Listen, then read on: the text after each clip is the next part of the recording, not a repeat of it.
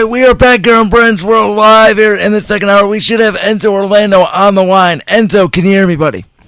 Yeah, I can hear you, Brandon. How you doing this morning? Good. How are you? I'm doing good. Just made myself some pancakes for breakfast. They were pretty good. Had some maple syrup on top, so I think I'm ready for the morning. I'm ready to head down to Akron to call the Kent State-Akron game. Very looking forward to it. Yeah, so let's start with that first. You know, we talked about it Thursday on your show, but, I mean, as I said, Kent State should dominate this game. Oh, Kent State should dominate this game. Akron does not look good at all, and the reason why Akron's 0-5 is not because they played powerhouse schools. They only played one powerhouse school, and that was Illinois. The other schools they went against was Troy, UAB. I'm trying to think of the others. I know there's a couple others. They lost. Oh, University of Massachusetts. That's one where they lost like 42-29. That's like unacceptable. So it looks like this Akron team is not as strong as they were last year. It looks like they lost a lot of guys. They have a new coach in this year, so that makes a little bit difference for them too. So yeah, you know, we talked about it. It's not really a rivalry. Like I know Coach John Lewis is not even saying like Akron's name, trying to be like Ohio State and Michigan. But like it's not really a rivalry anymore because Kent State should dominate this game. Oh, they should. This should be the first time Kent's beat Akron since 2014, and the last time they did it in Akron was in 2011. So it's been a while since Kent beat Akron there, and last time they beat them. So, and this is kind of like still like a rivalry game just because of the location and stuff. I mean, this is probably one of the big MAC rivalry games, but in the rest of college football, this is ranked really low in terms of rivalry games. Right, but I think my point is that like last year felt like a rivalry, like that, like both teams hated each other because both teams were even. This is kind of like Akron talking smack because they think like they have a chance, but it's like we all know Kent's gonna win. The rivalry is just Kent versus Akron, the cities. It's not about the football team necessarily like it's been in years past. Was the game last year close? Yeah. Oh, it was close. Brandon and I were there. We were calling it. There was like we saw all four seasons in the span of 3 hours. We thought Kent was going to win it, but they went out and called a timeout when they're kicking a field goal, try to fake a field goal. That didn't work, and Akron kept the wagon wheel for another year. Yeah, and you know, Kent State is going to look for their revenge today. But let's switch gears. So at the start of the show, Enzo, me and Andrew were discussing the game that happened on Monday night, and you know, we both said the offensive line is a clear glaring issue with this team. Now, I've said all along, I think the last 8 games they could potentially run the table. But if the Browns don't fix this offensive line, we talked about it on Thursday, too. I don't care what skill positions you have, you're not going to be able to win games. Oh, they won't be able to win games. Like I saw the injury report. Seattle is down a lot of guys on their O-line, so that's good for our defensive backs. We know how good our defensive backs are. But for the Browns' case, they really need to protect Baker Mayfield and Nick Chubb, too. I mean, we all know if you run the ball with Nick Chubb, you know he'll get at least over 100 yards a game. And he did not do that against the Niners at all. So our running game, if it ain't affected, we're not going to win. That's pretty much how it goes. And with Baker, he needs to kind of stay in the pocket, you know, look for that pass, find Baker, find Jarvis. I heard Higgins should be activated, too, for tomorrow's game. So we'll see what happens. But I don't know. Seattle's favored by 1.5 points. So I don't know how this Browns game is going to go. We still haven't even won at home either. So that's the other embarrassing thing about it. Well, and another thing, too, you mentioned... Oh crap! I lost what I was gonna say. Higgins? No, man. The home field advantage? No. Crap. I'll think of it later. Man, what a monumental screw up on my part. Well, let me ask you guys this. How much of a big factor do you think it is that Baker's going to get Higgins back? Because supposedly that is his favorite target. Oh, I remember real quick what I wanted to say. It seems like the Browns, every time they get down by a touchdown or a field goal, they panic and they just start chucking the ball. If they would just ease into it and just keep running the ball. Same with the run. Exactly. Yes. Yeah, that's what they need to do. And it's like Seattle, if they receive the kickoff and Russell Wilson goes down, scores a touchdown or something. Yep. And I think when the Browns get the ball back, they need to just run the ball more, take their time, do a couple short passes too. Don't be shucking it all the way down to Odell or Jarvis because it ain't gonna work. Exactly. Yep. I don't really like Freddie Kitchens' play calling that much this season either. I'm giving him only this season. If we don't make the playoffs, I think he's done. Well, Enzo, we discussed this too. Is it more Freddie Kitchens' play calling? Is it Todd Monken's offense? I mean, we don't really know what this is. We know Kitchens is calling the plays, but it doesn't look like Freddie Kitchens' offense. They're not talking about Todd Monken enough. I really think he needs to start taking a lot more of the blame. He needs to take more blame. I don't know, maybe they should switch to him doing play calling because it looks like what Freddie's doing hasn't really worked at all this season. The only game I could say it worked was against Baltimore, and that was it. And that was when they ran the football. Yeah, that's pretty much. And they were breaking out plays from last year, too. Monken, it seems like he likes to run a lot of four verticals. Just a lot of Madden plays, it really seems like. So pretty much Monken just plays Madden and gets his playbook off that. And I know how good this Browns team is in Madden. I play with them a lot. They're pretty fun to play with. It's the funnest Browns Madden team in a while. But when it comes to real-life football, you can't really be doing that, all right?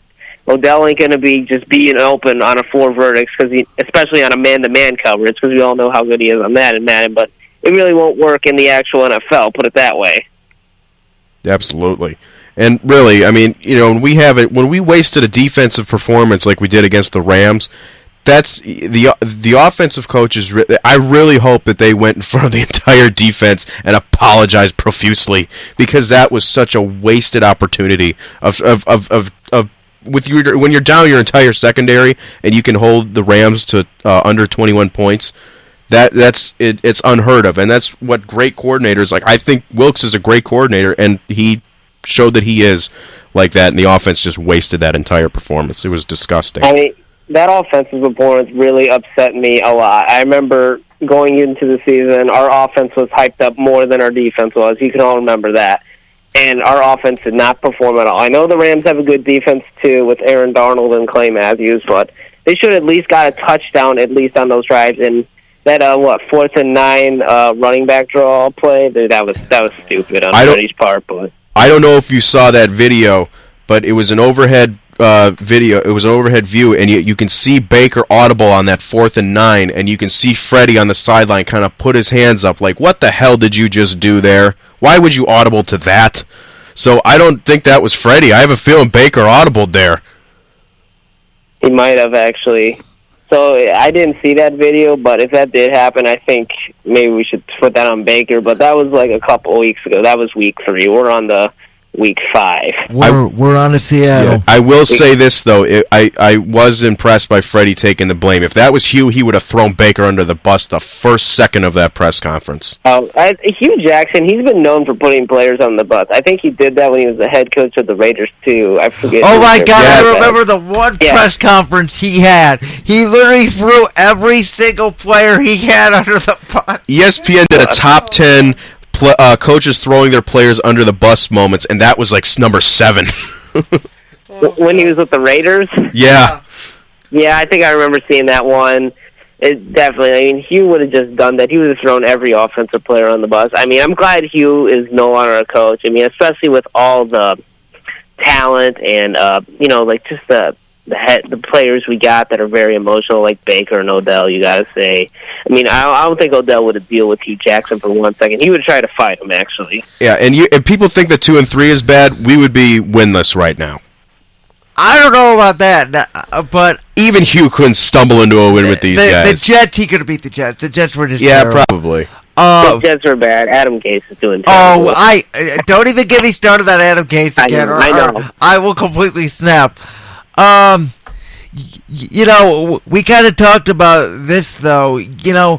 I like Freddie Kitchens a lot, but I do think he's trying to be more buddy-buddy with these guys and not more like a player-coach relationship. I could see that a lot with him and Baker. Like, just seems like their relationship's more like they're like best friends together and they're like working together. So that's what I see most with him and Baker.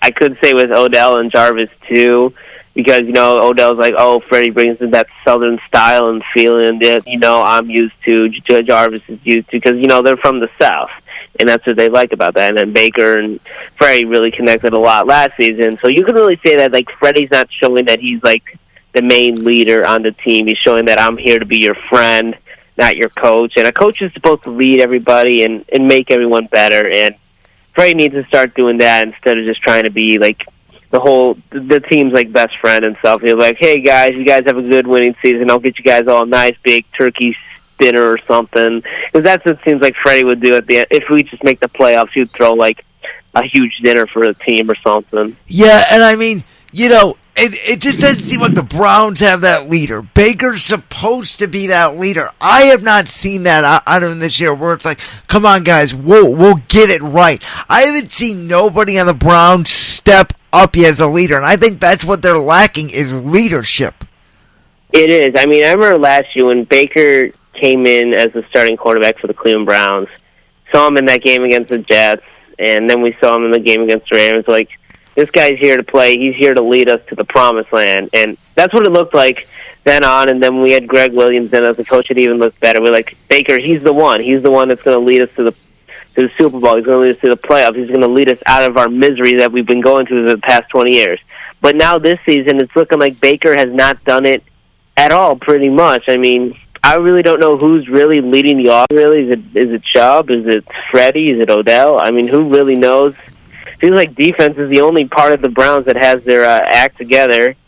But the performance on Monday night was just terrible on both the players and the coaches, as I said on my show Thursday. But yeah, it just, to me, and I don't know, you guys can agree or disagree with me, I don't think the Browns have an identity yet. I don't think they know who they are, and you're looking at Game 6 of the season with Russell Wilson coming to town. This could be a get-right game, but if this game does not go well, and then you have a bye, and I mean, no matter if you get a bye or not, to me, you're not going to beat New England. This whole train could fall off the rails quicker. I don't care if those 8 last games are easy. You get disgruntled people in that locker room, it could be a huge problem. It could be with this team and their emotions that some of these players get to.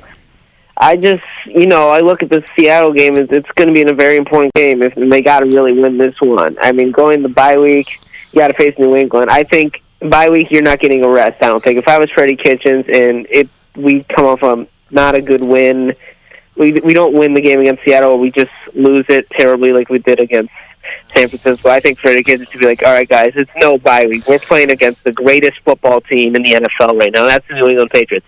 Tom Brady, Bill Belichick have been unstoppable this year. As I see, like Brady, it looks like he's not slowing down at all, even at 42. Like, this guy is clearly the GOAT. And I mean, I think Baker should really learn a lot from Tom Brady. I know I've seen him hang out with him and stuff in the offseason, and I want my quarterback to be hanging out with the best quarterback of all time.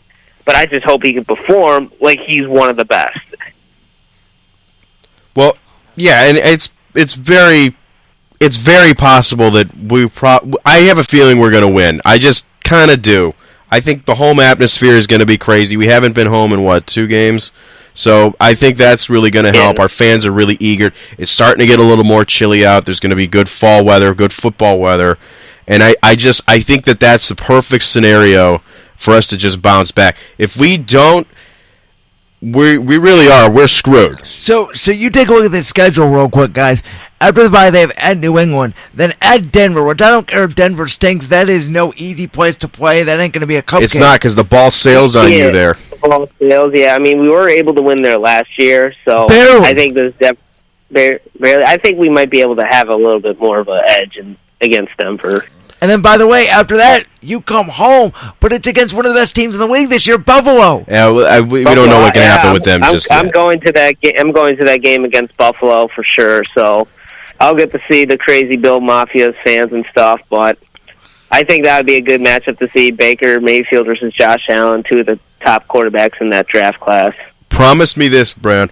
Will you walk through the Muni lot before that game? That lot has got to be crazy, with Bills fans and Browns fans just partying together. You know that they've been there probably since 2 in the morning, just drinking and just pretty much getting the tables ready. Just doing non-grown-up things. Who cares? It's football. It's fall. It's football. That's what they do. I mean, that's what Bills fans do. I mean, Browns fans are pretty active too. Brandon, I'm sorry, but I have to say, I've seen videos your Eagles fans seem stupid. It's mainly teams in the cold weather cities that do this stuff. I don't see Dolphin fans or... Are there even Dolphins fans? Chargers. I don't know. I don't think there is. I don't even think I've seen Chargers fans or Rams fans do this stuff. I remember when the Rams... All the Chargers fans are in San Diego. Yeah. I remember when the Rams made the Super Bowl last year. Their fans were, really, not too excited. That is just show something. Do you remember that video that Barstool posted of after the Rams nailed that game-winning kick? It was on at a bar, and there were two people that clapped, and then there was one guy in the background just go, "Oh, did we win?" Yeah, I saw that. That was what I was referring to. Like, what kind of fan base is that? If that was Cleveland, there would be cars on fire in the streets. There would be. There would be cars on fire. People. It'll be like when the Cavs won the championship in 2016, pretty much. It would pretty much be like that. And when we win the Super Bowl, I think the whole city might burn down.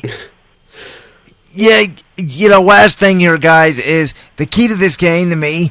Both of these teams have good pass rushers. They have good pass rushers. Browns have Myles Garrett. Seahawks have Clowney. I think the Seahawks have the better offensive line than the Browns, even though not by much.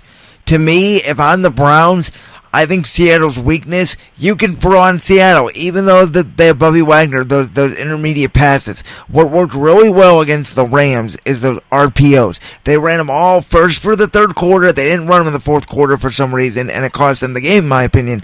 I think if you get Baker started going early, because I've said this on your show, I believe, Enzo, I think Baker can only play when he's feeling quote-unquote dangerous, and to me that means he's playing mad. Like he's coming off a loss and he's mad. He wants to prove people wrong. Like he wants to shut Colin Cowherd up. Like I think that is the only way Baker plays well. I think if Baker comes out relaxed, like, oh, this isn't a must-win game, he doesn't play well. Well, like I said on my show on Thursday, I said Baker Mayfield has not woke up feeling dangerous at all this season. I would say he didn't look that good against the Jets. That when you're facing the Jets, that was an easy win for them.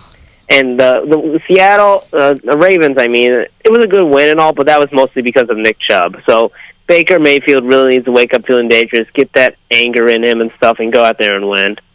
Well, I think with all the media trashing him this week and everybody saying that the Browns are done, that they're, we hyped them up too much, I think that they're definitely listening to that. Without a doubt. I would say definitely Baker and Odell are for sure. We know how involved they are when it comes to social media and stuff. Not a doubt about it. All right, Enzo, we got about 2 minutes left. Really quick, I want to ask you, because I know we did not get a chance to talk about this on your show on Thursday. So we, on the show a little bit later, are going to be doing our NBA season predictions. But I want to know, man, what's your NBA Finals prediction this year?